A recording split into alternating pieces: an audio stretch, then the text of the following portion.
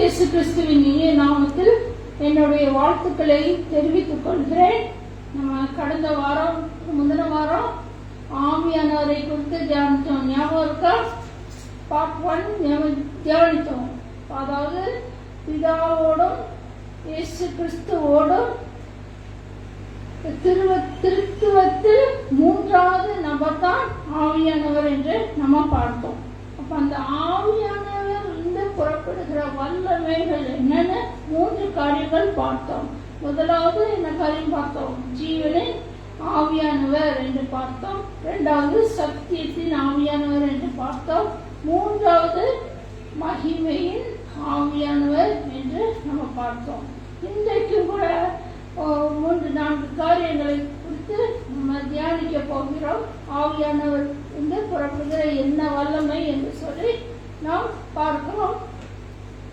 அதாவது முதலாவது நாம் பார்த்தோம் என்றால் அவர் விடுதலையின் ஆவியானவராய் இருக்கிறார். வாசிக்கலாம். 2 கொரிந்தியர் 3:17. 2 கொரிந்தியர் 3:17. கர்த்தரே ஆவியானவர், கர்த்தருடைய ஆவி எங்கேயோ அங்கே விடுதலையும் உண்டு. கர்த்தருடைய ஆவி எங்கே உண்டோ அங்கதான் என்னது விடுதலை உண்டுன்னு வார்த்தை சொல்லுது இல்லையா? எல்லாத்துல ஆவியானவர் இருக்கிறாரு. ஆனா ஸ்பெஷலா எங்க இருக்கிறாரோ, யார்கிட்ட இருக்கிறாரோ அங்கதான் என்னது விடுதலை உண்டு. எல்லார்கிட்டையும் இருந்து அவர் விடுதலை தருகிற தேவன் ஆவியானவர் அல்ல. ஸ்பெஷலா அந்த ஆவியானவர் எங்க இருக்காரோ உங்ககிட்டயோ இல்ல என்கிட்டயோ இருக்கிறாருன்னா அங்க என்ன அது விடுதலை கிடைக்கிறது இல்லையா? முக்கியமாக நம்ம பார்த்தோம் என்றால், அதாவது நியாய பிரமாணத்தின் கடினமான எழுத்திலிருந்து நமக்கு ஆவியானவர் விடுதலை கொடுக்கிறாரு. அப்புறம் பாத்தீங்கன்னா நம்முடைய பாவ அடிமைத்தனத்திலிருந்து நமக்கு விடுதலை தருகிற ஆவியானவராக இருக்கிறாரு. பயத்தின் ஆவியிலிருந்து விடுதலை தருகிறாரு. இந்த தினம் பாத்தீங்கன்னா நிறைய பேருக்கு பயத்தின் ஆவி உண்டு. யாருக்கெல்லாம் எனக்கு பயமே இல்லைன்னு சொல்றீங்க? யாருக்கெல்லாம் எனக்கு பயமே இல்லை சொல்றீங்க? பயம் இருக்கா? யாருக்கு என்ன பயம் இருக்கு? அவங்களுக்கு தான் தெரியும் இல்லையா? என்ன இருக்கு பயம் அப்படி அவங்களுக்கு தான் தெரியும். எனக்கு பயம் இருந்துச்சு, சிறு வயதிலிருந்தே ஒரு பயம் இருந்துச்சு. எல்லாத்துக்குமே நான் போல்டா இருப்பேன். ஆனா ஒரே ஒரு காரியத்துக்கு மட்டும் பயம் இருந்துச்சு. அது என்ன பயம்னா, ஹாஸ்பிட்டல் போறதுனாலே பயம் வந்துடும். ஊசி போடுறோம்னு சொன்னாலே அழுது விடுவேன். அப்படி ஒரு பயம் தோடுதான் ஹாஸ்பிட்டல் போறோம். ஆம்புலன்ஸ் வருது, ஸ்டேட்ல ஆம்புலன்ஸ் வரும் கூட்டிட்டு போறதுக்கு. வருதுன்னு சொன்னாலே டாக்டர் என்ன சொல்லுவாரோ, நான் ஊசி போட்டுருவாங்க அப்படின்னு சொல்லி ஒரு பயம் இருக்கும். சிறு வயதிலே, சின்ன வயதிலேயே அப்போ பயந்துதான் அந்த ஆம்புலன்ஸ்லேயே நான் போவேன். பயத்தோடு தான் போவேன். பயம் இருந்துச்சு. அப்படியே 19 வயசு வரைக்கும் அந்த பயம் என்னை அடிமைப்படுத்துச்சு. பயம் என்னடி இருந்துச்சு. எப்ப நான் அந்த 19 வயசுல ரட்சிக்கப்பட்டு அப்போதான் இயேசுடைய அன்பு எனக்குள்ள ஊற்றப்பட்டதோ அப்போதான் அகோரமான பயம். There is no fear in love, இல்லையா? But perfect fear casts out, perfect love casts out fear.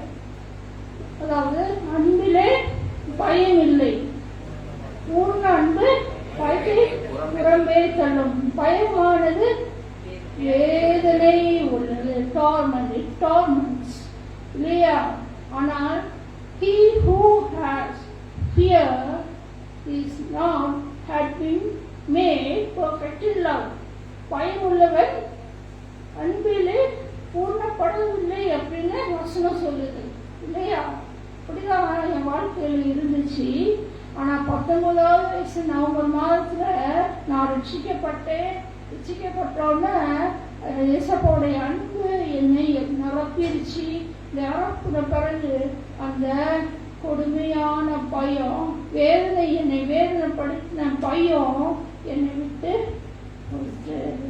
அப்புறமா எனக்கு சும்மா பயம் வந்தாலும் கூட நான் ஆவியானவரை பார்த்த உடனே அவர் சமாதானத்தார நடத்துவாரு, அவர் பார்த்து கொள்வாரு என்று சொல்லி அவர் சமாதானத்தை கொடுத்தாரு, தைரியத்தை கொடுத்தாரு, நம்பிக்கை நம்பும்படி செய்தாரு. இப்படிதான் உங்களுடைய வாழ்க்கையிலும் பயம் உண்டா? என்ன செய்யணும்? அவருடைய அன்பு உங்களை நிரம்பி இருக்கணும், ரட்சிக்கப்பட்டு இருக்கணும், நீங்க மனம் திரும்பி இருக்கணும். இருந்தாதான் அந்த பயத்தின் அடிமை என்ன செய்யும்? உங்களை விட்டு அகன்று போகும் இல்லையா? ஆமென், அல்லேலூயா. இந்த உலகத்துல பாத்தீங்கன்னா சத்ருவானவன் வல்லமையால் கிரியை செய்கிறான். ஆமென், இல்லையா? அவனுக்கு கொஞ்ச நாள் தான் இருக்குன்னு சொல்லி அவன் என்ன பண்றான்?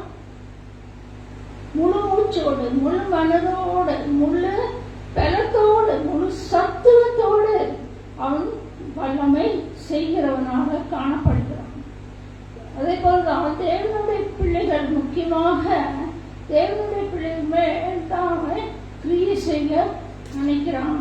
அது மட்டும் இல்ல, விசேஷமாக தெரிந்து கொள்ளப்பட்ட இயேசுவின் பிள்ளைகள் மேல என்ன செய்யறான்? வல்லமையாக கிரியை செய்கிறதை நம்ம பார்க்கலாம்.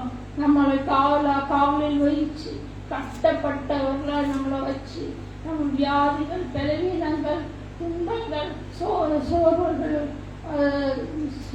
சோதனைகள், எல்லா போராட்டங்களையும் எல்லாம் கொண்டு வந்து நம்முடைய மனதிலையும் நம்முடைய பாரத்தை கொண்டு வந்து, கவலையை கொண்டு வந்து என்ன செய்யறான்? கட்டி போடுறதாய், காவல் பண்றதாய் இருந்து செவிக்க விடாதபடிக்கு தடை செய்கிறானா இல்லையா? செய்கிறான். அது மட்டும் இல்ல, நம்முடைய ஆவிக்குரிய ஜீவியத்துல முன்னேறி செல்லாதபடிக்கு, செல்லக்கூடாதுன்னு சொல்லி அவன் என்ன செய்யறான்? தடை செய்கிறவனா இருக்கிறான் இல்லையா? தடை செய்கிறவனா இருக்கிறான். என்னுடைய வாழ்க்கையில கூட 2016 வருடத்தில் எனக்கு பார்த்தீங்கன்னா ஜனவரி 9 கரெக்டா சண்டே, அன்னையிலிருந்து ஜூலை 28 வரைக்கும் பார்த்தீங்கன்னா 7 மாதம் சத்ருவானவன் என்னை காவலிலும் கட்டளையும் வைத்திருந்தான். மரண பள்ளத்தாக்கிலே போகும்படி என்னுடைய சூழ்நிலை இருந்தது. நான் ஜெபிக்க முடியாதபடிக்கு அவன் தடை செய்தான். ஜெபிக்கவே முடியாது, ஒன்றும் செய்ய முடியாதபடிக்கு என் சரீரத்தை பலவந்தமாக்கி மரண வழியில நடத்தி என்ன நான் மறித்து போனோம்னு சொல்லி ஒவ்வொரு நாளும் எனக்கு கஷ்டங்களையும் துன்பங்களையும் அவன் கொண்டு வந்தான். நான் படுக்கையாக தான் இருந்தேன். எனக்கு நைட்டு தூக்கம் இருக்காது. ஆகாரம் சாப்பிட்டா அந்த ஆகாரம் அப்படியே வாமிட்டிங் ஆயிடும். 3 மாதங்களா எனக்கு ட்ரை காஃப், நான் ஸ்டாப்பா ட்ரை காஃப்ல ரொம்ப கஷ்டப்பட்டேன். இன்னும் அதிகமான துன்பங்களை, வியாதிகளை கொண்டு வந்து என்னை துன்பப்படுத்தினான். ஜெபிக்க முடியாதபடிக்கு துன்பப்படுத்தினான். என் சிந்தனையை சிதறடிக்க வந்தான். Even though I am a child of God, நான் ஒரு ஆண்டவர் பிள்ளையாக இருந்த போதிலும் அவன் செய்தான். இப்படியாக ஆண்டவரிடத்திலிருந்து, இயேசப்பாவிட்டிருந்து என்னை பிரிக்க நினைச்சான். இப்படி கொண்டு வந்தாலும் அவ ஆண்டவர் மறுதளிக்கிறாளா அப்படின்னு சொல்லி கொண்டு வந்தான். துயரத்தை கொண்டு வந்தான். ஆண்டவர் உன் வாழ்க்கையை விட்டு போயிட்டாருன்னு கூட கொண்டு வந்தான். ஆவியானவர் உனக்கு இல்லைன்னு சொல்லி கூட பொய்யின் ஆவியாக சாத்தான் கொண்டு வந்தான். ஆனாலும் நான் ஏசப்பாவை விடவில்லை. எனக்கு 5-6 வார்த்தைகள் வைத்துதான் நான் ஜெபிச்சேன். ஏசப்பா, இந்த காரியங்களை மேற்கொள்ள எனக்கு உதவி செய்க, இந்த காரியங்களை மேற்கொள்ள உதவி செய்க, இது எனக்காக யுத்தம் செய்க, எனக்காக பரிந்து பேசுங்க, எனக்காக வாக்கு கடங்கா பெருமூச்சோடு பேச பேசுங்க, எனக்கு ஒத்தாசை செய்யுங்க. இதுதான் இந்த 5-6 வார்த்தை தான் டெய்லி நான் பேசுவேன். வேற எதுவுமே எனக்கு பண்ண முடியாது. படுக்க நைட்டு தூக்கம் இருக்காது, ஜெபிக்க முடியாது, நைட்டு ஸ்தோத்திரிக்க முடியாது. இந்த காரியங்கள் இவ்வளோதான் நான் பேசுவேன், இவ்வளோதான் நான் சொல்லுவேன், இவ்வளோதான் சொல்லுவேன். இவ்வளவு சொன்னத வார்த்தை யார் கேட்டா? ஏசப்பா கேட்டாரு. 7 மாதத்துக்கு அப்புறம் இதிலிருந்து இந்த காரியங்கள் எல்லாவற்றிலிருந்து விடுதலை தர ஒரு வழியை திறந்தாரு. ஆமென், அல்லேலூயா. அதே போலதான் உங்களுடைய வாழ்க்கையிலும் சத்ருவான கட்டுகளிலும் காவல்களிலும் உங்களின் போராட்டத்திலையும் வைத்திருக்கலாம். இந்த ஆன்லைன் பார்க்குறவங்க யாருனாலும் சரி இருக்கலாம். ஆனால் ஆவியானவர் இயேசு கிறிஸ்து ஆவியானவர் உங்களில் இருப்பார் என்றால் உங்களுக்கு அந்த சூழ்நிலைக்கு ஏற்ப ஜெபத்தை சொல்லிக் கொடுப்பார். எப்படி ஜெபிக்க வேண்டும், இந்த சூழ்நிலையில நான் எப்படி ஜெபிக்க வேண்டும் எனக்கு கற்றுக் கொடுத்தாரு. அது மாதிரி உங்களுக்கும் இந்த சூழ்நிலையில எனக்கு இப்படி இருக்கே சப்பா, நான் எப்படி ஜெபிக்கணும்னு சொல்லும்போது அவர் அழகாக உங்களுக்கு கற்றுக் கொடுப்பாரு. கற்றுக் கொடுக்கும் போது அதன்படி நீங்க ஜெபிக்கும் போது அதுல இருந்து விடுதலை கிடைக்கிறது. ஒருவேளை உடனே விடுதலை கிடைக்கும், சில சமயம் காத்திருக்க வேண்டியதா இருக்கும். காத்திருக்கும் போது அவர் என்ன செய்கிறாரு? கண்டிப்பா அழுந்து விடுதலை தருகிறவரா இருக்கிறார் இல்லையா? ஃபாதர் பெர்மான்ஸ் கூட சொல்றாரு இல்லையா, எப்படி நான் ஜெபிக்க வேண்டும், எதற்காக ஜெபிக்க வேண்டும் சொல்லித்தாரும் ஆவியானவரே என்று சொல்றாரு இல்லையா? ஆவியானவருக்கு கேட்கும் போது நமக்கு சொல்லி தருகிற ஆவியானவரா இருக்கிறாரு, விடுதலை தருகிற ஆவியானவரா இருக்கிறாரு. அல்லேலூயா, ஆமென். பாத்தீங்கன்னா பேதுருடைய வாழ்க்கையில பாத்தீங்கன்னா அப்போஸ்தலர் நடவடிக்கைகள் 12ஆம் அதிகாரத்தில் பார்த்தீங்கன்னா இந்த பேதுரு என்ன செய்யறாங்க? பஸ்கா பண்டிகைக்கு முன்னாடி இந்த ஏரோது யாக்கோபை கொன்றான். இந்த யாக்கோபை கொன்றது யூதர்களுக்கு பிரியமா இருந்தனால இந்த பேதுருவை கொல்ல வேண்டும் சொல்லி பிடிச்சி ஜெயில போடுறான். 4 காவல் 2 4 + 4 16 இந்த இதுல காவல்ல வைக்கிறான். வச்ச உடனே பஸ்கா பண்டிகை முடிகிற காலத்துல வெளியே தூக்கி கொண்டுலாம் அப்படின்னு சொல்லி கொலை செய்ய வேண்டும் என்று சொல்லி அவன் திட்டமிட்டான். ஆனா பஸ்கா பண்டிகை முடியறதுக்கு 3 நாளுக்கு முந்தின நாள் நடுராத்திரில என்னாச்சு? பேதுரு நல்லா தூங்கிட்டு இருக்காரு. நல்லா தூங்கிட்டு பேதுரு கவலை இல்லை, கவலை இருந்திருக்குமோ என்னதோ எனக்கு தெரியல. ஏன்னா ஆண்டவர் என்ன சொன்னாரு? நீ முதிர் வயதுல தான் அவனுக்கு சொன்னாரு இல்லையே சாவு அப்படி வரும்னு சொல்லி, எப்படி சாவுன்னு சொல்லியிருக்காரு. அதனால அவன் தைரியமா இருந்தான், தைரியமா தூங்கிட்டு இருந்தான். ஆனா அவனுக்காக யாரு ஜெபிச்சா? சபையார் உட்கார்ந்து கூடி ஜெபித்தார்கள். பேதுருக்காக, பேதுரு விடுதலை ஆகணும்னு யாரு ஜெபிச்சா? சபையார் ஜெபித்தார்கள். இன்னைக்கு கூட சபையார் கூடி ஜெபிக்கும் போது, சபையார் கூடி ஜெபிக்கும் போது அங்கே விடுதலை கிடைக்கிறது. ஒரு மனதோடு உண்மையோடு ஜெபிக்கும் போது விடுதலை கிடைக்கிறது. உங்க போதகர் குடும்பத்துக்கு நீங்க ஜெபிக்கிற கடமைப்பட்டிருக்கீங்க. உங்க கூடி ஜெபிக்கணும். விசுவாசிகள் ஏதாவது வியாதிகளாக போது நீங்க ஒன்று கூடி ஜெபிக்கும் போது அங்கே என்னாவது விடுதலை உண்டாகுது. ஆமென், அல்லேலூயா. இன்னொரு சம்பவத்தை குறித்து பார்க்கலாம். அப்போஸ்தலர் நடவடிக்கைகள் 16ஆம் அதிகாரத்துல பவுலும் சீலாவும் என்ன பண்றாங்க? ஒரு மரத்துல ஜெயில கட்டி போடுறாங்க. கட்டி போட்ட உடனே என்ன ஆகுது? அவங்க துதிச்சாங்க. எல்லா சூழ்நிலையிலும் நம்ம துதிக்கிறோம் தான், ஆனா நம்ம situation according to our situation நம்ம ஜெபிக்கணும், துதிக்கணும், எல்லாம் செய்யணும். அந்த டைம்ல அவங்க துதிச்சாங்க.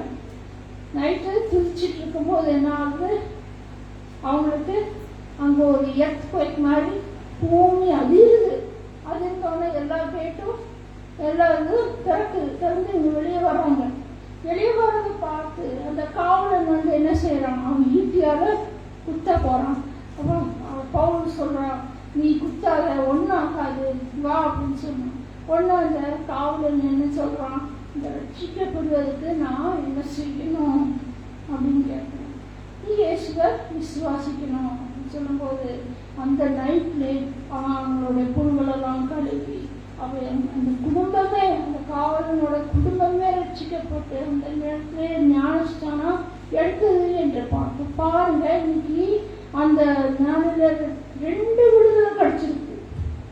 ஒன்று வந்து பவுல் சீலாவுக்கு விடுதலை கிடைச்சது இந்த ஜெயில இருந்து. 2வது பார்த்தீங்கன்னா அந்த ஜெயிலர் காவலனுக்கு குடும்பமே பாவத்திலிருந்து என்ன கிடைச்சது, விடுதலை கிடைச்சி, பாவத்திலிருந்து விடுதலை கிடைச்சி ரட்சிப்பு கிடைச்சது. இரட்டிப்பான விடுதலை அந்த இதனால் உண்டானது இல்லையா? யாரும் விசுவாசிக்கிறீங்க? சில சமயம் உங்களுடைய வாழ்க்கையிலும் இரட்டிப்பான விடுதலை கிடைக்கும் இல்லையா? இரட்டிப்பான நன்மைகளை தருவேன். நீங்க எதை இழந்தீர்களோ அதை ஆண்டவர் இயேசுப்பா இரட்டிப்பான நன்மைகளால நம்மை நிரப்புகிற தேவனா இருக்கிறார். ஆமென். விடுதலை நாம் வெற்றியை தருகிறார், எனக்குள்ளே இருக்கிறார், என்னே ஆனந்தம். நான் பாடி பாடி மகிழ்வேன், தினம் ஆடி ஆடி துடிப்பேன். நான் பாடி பாடி மகிழ்வேன், தினம் ஆடி ஆடி துடிப்பேன். எங்கும் ஓடி ஓடி சொல்லுவேன், எங்கும் ஓடி ஓடி சொல்லுவேன், என் இயேசு இருக்கிறார். விடுதலை நாயகன் வெற்றியை தருகிறார், எனக்குள்ளே இருக்கிறார், என்னே ஆனந்தம். பார்த்தீங்கன்னா விடுதலை ஆவியானவர் பார்த்தோம். 2வது நியாயத்தின் ஆவியானவர் என்று நம்ம பார்க்க போகிறோம். வாசிக்கலாம். ஏசாயா 4:3. ஏசாயா 4:3. அப்பொழுது ஆண்டவர் சீயோன் குமாரத்திகளின் அழுக்கை கழுவி நியாயத்தின் ஆவியினாலும் சுட்டெரிப்பின் ஆவியினாலும் எருசலேமின் இரத்தப்பழிகளை அதன் நடுவிலிருந்து நீக்கிவிடும் போது சியோனிலிருந்து மீதியா இருந்து எருசலேமில் தரித்திருந்து ஜீவனுக்கென்று பெயர் எழுதப்பட்டவனும் பரிசுத்தன் என்று சொல்லப்படுவான். 4:3 தானா? நியாயத்தின் ஆவியானவர் தான், சுட்டரிப்பின் ஆவியானவர் தான். முதல்ல நியாயத்தின் ஆவியானவர் பார்க்கலாம். அதாவது நம்முடைய பாவ அழுக்குகளை நாம் கழுவின பின்புதான் நியாயத்தின் ஆவியானவர் மூலத்தில் கிரியை செய்கிறவராக இருக்கிறார். நியாயத்தின் ஆவியானவர் வந்து நம்ம வந்து நீதியாகவும் நியாயமாகவும் வாழ வேண்டும் என்பதுதான் கர்த்தருடைய தேவனுடைய விருப்பமா இருக்கிறது. தேவனுடைய விருப்பம் என்னது? நம்ம நீதியாகவும் நியாயமாகவும் வாழ வேண்டும் என்பது தேவனுடைய விருப்பம். இது இயேசப்பாவுடைய சுவாபமாய் இருக்கிறது. இயேசப்பாவுடைய சுவாபமாய் இருக்கிறது. நீதியாக நியாயமாக நம்ம வாழ வேண்டும் என்று சொல்லப்பட்டிருக்கிறது. வாசிக்கலாம். ஏசாயா 5ஆம் அதிகாரம் 1-2. இப்பொழுது நான் என் நேசரிடத்தில் அவருடைய திராட்சை தோட்டத்தை குறித்து என் நேசருக்கேற்ற ஒரு பாட்டை பாடுவேன். என் நேசருக்கு மகா செழிப்பான மேட்டிலே ஒரு திராட்சை தோட்டம் உண்டு.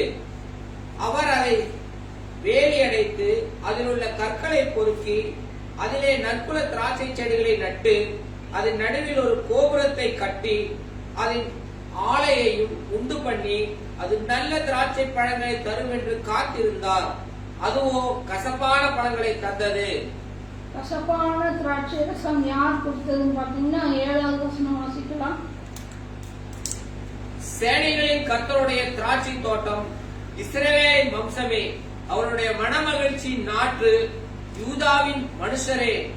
அவர் நியாயத்துக்கு காத்திருந்தார், இதோ கொடுமை நீதிக்கு காத்திருந்தார், இதோ முறைப்பாடு.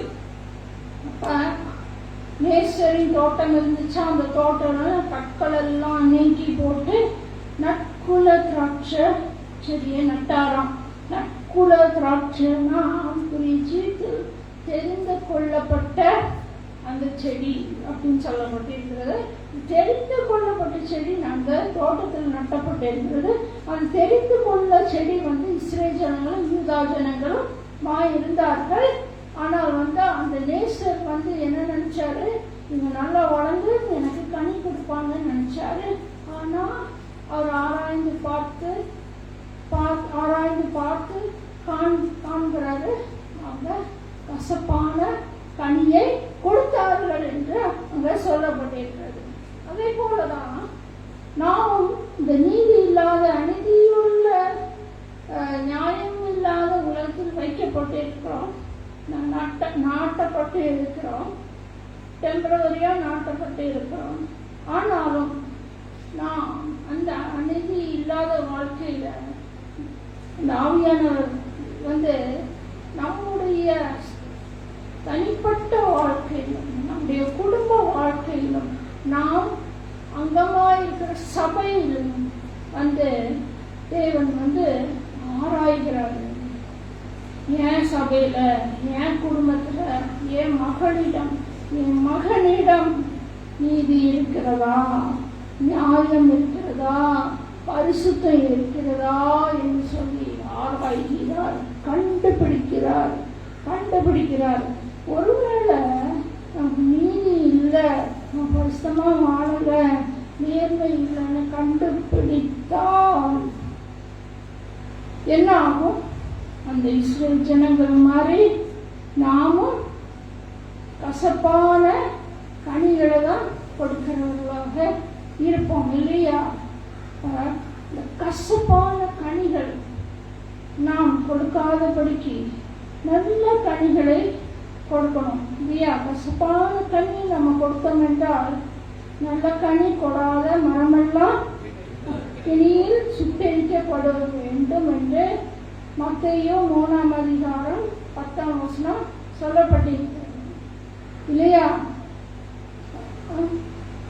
அப்ப அதாவது கனி கொடுக்காத ஒரு வாழ்க்கை நமக்குள் இருந்தா, நம்ம கசப்பான கனி கொடுத்தோம்னா நமக்கு நம்முடைய வாழ்க்கை எப்படி இருக்கும்?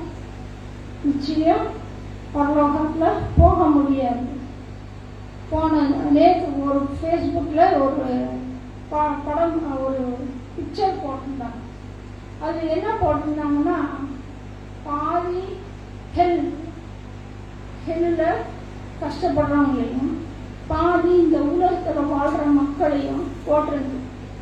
அப்ப அந்த ஹெல்ல கஷ்டப்படுறவங்க சொல்றாங்களாம், எனக்கு ஒரு சான்ஸாக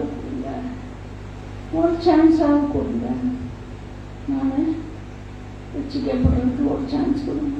சான்ஸ் போயிடுச்சு. அது மாதிரி அடுத்த உலகத்தில் வாழ்ற மக்கள் மனம் திரும்புங்கள் அப்படின்னு சொல்றாங்க. நான் இன்றைக்கு கூட மனம் திரும்பாமல் தன் மனம் போகிற வழியில கடந்து போகிறத நான் பார்க்கிறோம் இல்லையா? நமக்கு மனம் திரும்பி இருக்கோம் இல்லையா? நாம் மனம் திரும்பப்பட்ட இருக்கிறோம். வாசிக்கலாம். எசேக்கியேல் 18:30, 31, 32.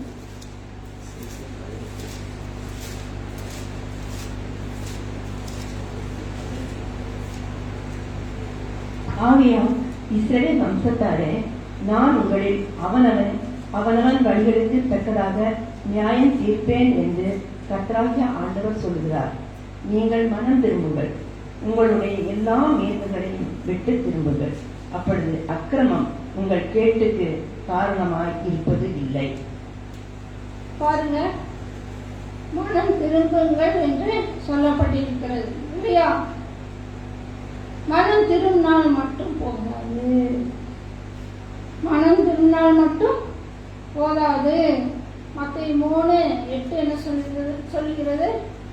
மனம் திரும்புதற்கேற்ற கனிகளை கொடுங்கள் என்று சொல்லப்பட்டது இல்லையா? சொல்லப்பட்டிருக்கிறது. அப்ப மனம் திரும்புதற்கேற்ற கனிகளை நம்ம கொடுக்கணும்னா என்ன செய்யணும்? முதலாவது நாம் சுட்டரிக்கப்பட வேண்டும். எனக்கு சுட்டரிக்கப்பட வேண்டும் தான் மூணாவது சுட்டரிப்பு ஆவியானது. வாசிக்கலாம். ஏசாயா 4:3.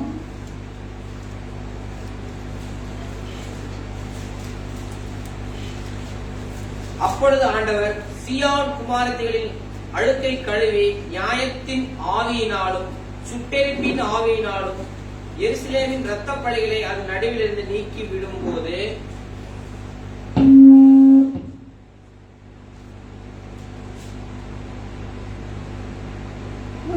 சுட்டரிப்பின் ஆவியானவருக்கு மூணாவது காரியம் சுட்டரிக்கப்பட வேண்டும். எதோ சுட்டரிக்கப்பட வேண்டும்? நமக்குள்ள இருக்கும் பாவ சிந்தைகள், பாவ சுவாபங்கள் நம்ம என்ன செய்யணும்? சுட்டரிக்கப்பட வேண்டும். சுட்டரிக்கப்படும் போதுதான் என்ன செய்ய முடியும்? ஆவியானவர் நமக்குள்ளே வருவார். வரும்போது பலிபீடத்தில் நம்ம சுட்டரிக்கப்பட வேண்டும். அந்த பலிபீடத்தில் சுட்டரிக்கும் போதுதான் என்ன ஆகுது?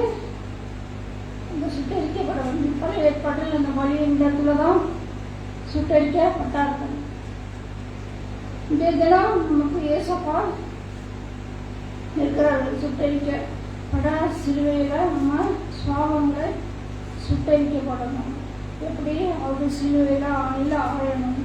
அறையும் போது நம்முடைய சுவாபங்களை என்ன செய்ய முடியும்? சுட்டரிக்கப்பட முடியும். சுட்டரித்த பிறகுதான் நம்ம சுத்தமாக வாழ முடியும்.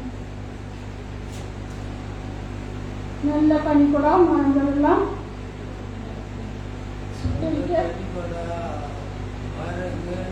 தகப்பனே உன் பீடத்தில், தகப்பனே உன் பீடத்தில் தகன பலியானே, தகப்பனே உன் பீடத்தில் தகன பலியானே, அக்கினி இறக்கிவிடும் முற்றிலும் எரித்துவிடும், அக்கினி இறக்கிவிடும் முற்றிலும் எரித்துவிடும், உகந்த காணிக்கையாய்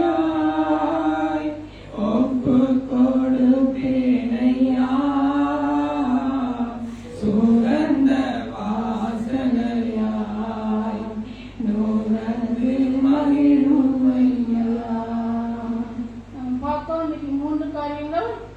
முதலாவது விடுதலை ஆவியானவர், நியாயத்தின் ஆவியானவர், சுட்டரிப்பின் ஆவியானவரை குறித்து பார்க்கிறோம். நீ அடுத்த பார்த்துல மற்ற காரியங்களை நம்ம குறித்து பார்க்கலாம். இது எல்லாவற்றுக்கும் நம்ம ஆயத்தமா இருக்க நாம் ஜெபிக்கலாமா?